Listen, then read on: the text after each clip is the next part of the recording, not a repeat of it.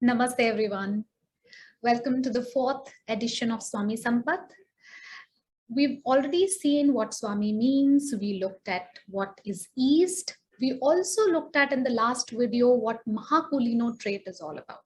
So it has nothing to do with the royal bloodline or the royal lineage, but rather it's about the values and ethics being taught right from the early childhood. Because these values and ethics forms the building blocks of the character of the leader.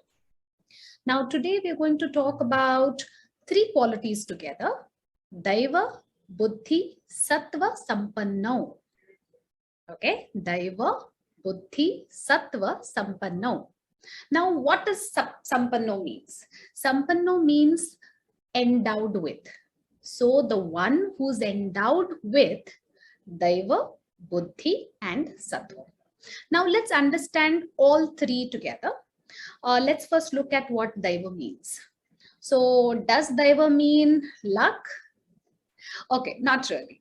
So Daiva is the good fortune. Now let's understand the context. For the majority of the world, for the larger part of the world, astrology has been an interesting science. Okay, astrology is referred to as Jyotish Shastra in Sanskrit. So the Shastra which throws light on these subtle forces, okay, Sukshma, the subtle forces of all the planets. Now, what happens is when the child is born, the planetary position is considered, and the forces of these planets have an impact on the course of life. It can also, in fact, gives you the estimation of the potential that the child carries. Now, if I have to give you an example, let's look at Siddhartha, the Gautam Buddha. I'm sure all of you know that immediately after he was born, the estimation was given, the prediction was given based on the planetary chart that he has great potential. And likewise, Chanakya has recommended that this planetary position need to be considered for the child who's going to be your next leader. Okay, now let's look at what does Buddhi and Sattva mean. So Buddhi is the higher form of intellect. Now let's not confuse this with intelligence, but it's intellect. It has nothing to do with just the information, data, or knowledge or education. It's much more than that. And the child who has higher intellect will start showing that right from the childhood. We're going to look at the example, but let me first also explain the Sattva trait. Okay, so we understood that Buddhi is the higher form of intellect. What does Sattva mean? Sattva means spirited action. It's very difficult to actually explain it in English, but spirited action could be the closest word that we can look at. Let's understand Sattva as, the inclination of the person to do good, to contribute towards the larger good. It's an inclination where you take up acts with something which is much more expansive, which has long-lasting impact. So these are not just mere selfish actions, but actions that includes the larger good. That's called as Sattva. I don't think we have any such word in the modern management or any such quality or competency which talks about the intent of the action. So if I have to give you an example, I think Chhatrapati Shivaji Maharaj had both these traits right from the childhood.